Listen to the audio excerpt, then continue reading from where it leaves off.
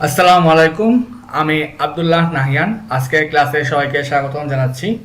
আজকে থেকে আমরা একটি সিরিজ শুরু করতে যাচ্ছি। একটি ওয়ান পেজ পোর্টফোলিও ওয়েবসাইট আমরা বানানো শিখব। তো যার নাম হচ্ছে জেনন।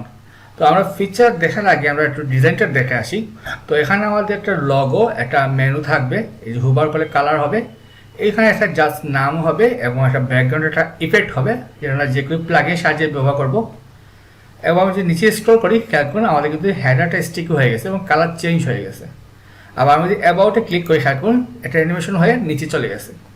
তো এখানে হচ্ছে আমাদের অ্যাবাউট পার্ট এইভাবে হবে। তারপরে আমাদের হোয়াট উই ডু বা সার্ভিসেস, এই যে আইকন ফন্টের সময় আইকন সহ আমরা এভাবে বক্স শেপের ডিজাইন করব।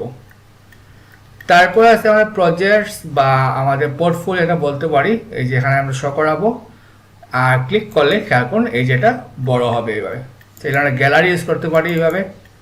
তারপরে আমাদের আছে গিয়ে আমাদের কাউন্টার আপ বা স্ট্যাটিস্টিক্স। তো এখানে নাম্বারটা অটোমেটিক বাড়বে, যেটা আমরা যে কোনো প্লাগিন সাহায্যে ব্যবহার করব।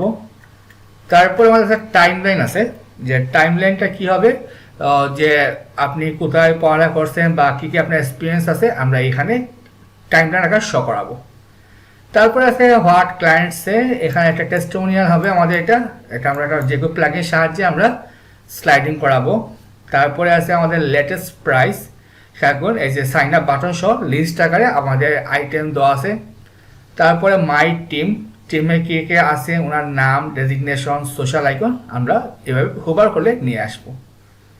তারপরে আছে লেটেস্ট আর্টিকেলস বা ব্লগ সেকশনটা আমরা এইভাবে একটা ব্লগ সেকশন তৈরি করে ফেলবো, সিম্পল একটা ব্লগ সেকশন। তারপরে সিটিএ পার বা কল টু অ্যাকশন আমরা এইভাবে তৈরি করবো, একটা হায়ার মি বাটন সহ। এবং লাস্টে আছে আমাদের কন্ট্যাক্ট আস, একটা বাম দিকে ফর্ম হবে আর ডান দিকে অ্যাড্রেস, ফন্ট, ইমেল ইত্যাদি হবে। এবং লাস্টে সব কমন একটা যে পার্ট আমাদের ফুটার পার্টটা আমরা এভাবে তৈরি করে ফেলবো। তো এই হচ্ছে মোটামুটি আমাদের সাইটের ডিজাইনটা, এইভাবে আমরা তৈরি করব। তো এখন দেখা আসে এটা কি কি ফিচার বা কি কি শিখবো আমরা।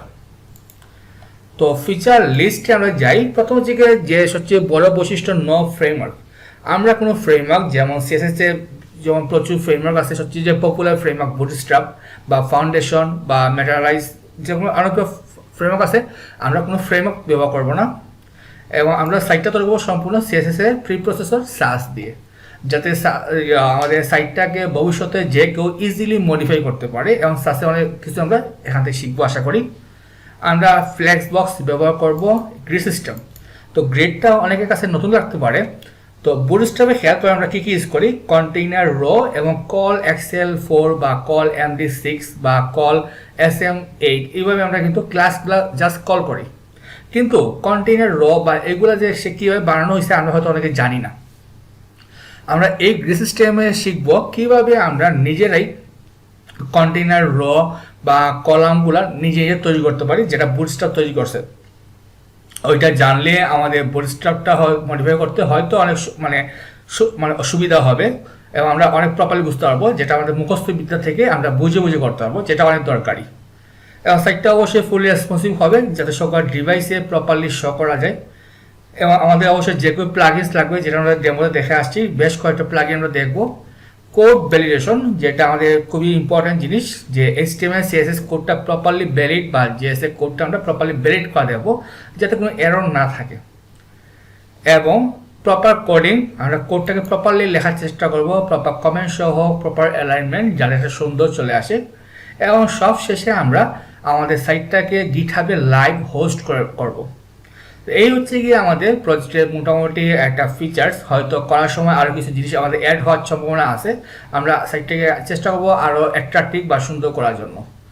তো যদি বলা হয় এই প্রজেক্টের সবচেয়ে বড় বৈশিষ্ট্য কী হবে, তাহলে আমি বলবো প্রথম যে দুইটা পার্ট, নো ফ্রেমওয়ার্ক, যে আমরা কোনো ফ্রেমওয়ার্ক ব্যবহার করব না।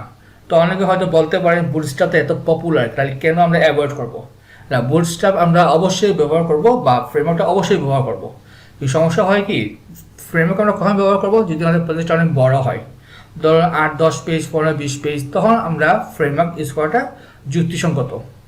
কিন্তু যদি আমাদের সাইটটা হয় 1 পেজ কি 2 পেজ বা কয়েকটা সেকশন নিয়ে, তখন বুটস্ট্র্যাপের মতো বিশাল একটা ফ্রেমওয়ার্ক লোড করাটা আসলে বোকামি, এটা কোনো মানে হয় না। তো এটা আমরা ফ্লেক্সবক্স বা গ্রিড সিস্টেমের সাহায্যে সহজেই তৈরি করে ফেলতে পারি। তো আমরা এমনভাবে নিজেকে তৈরি করব যাতে আমরা চাইলে ফ্রেমওয়ার্কের সাহায্যে সাইট তৈরি করতে পারি, অথবা ফ্রেমওয়ার্ক ছাড়াও আমরা সহজে সাইট তৈরি করতে পারি। আমাদের সাইটের ডিজাইন বা সিচুয়েশনের উপর ডিপেন্ড করে। তো এই হচ্ছে কি আমাদের সাইটের মোটামুটি ফিচার। তো আমি চেষ্টা করবো মানে দ্রুত টিউটোরিয়াল তৈরি করার জন্য। তো মানে আশা করি সবাই ভালো লাগবে। আর অবশ্যই আমার চ্যানেলটা সাবস্ক্রাইব করবেন এবং শেয়ার করতে ভুলবেন না। এবং ক্লাসগুলো দেখার আমন্ত্রণ রইল। সবাই ভালো থাকবেন। আসসালামু আলাইকুম।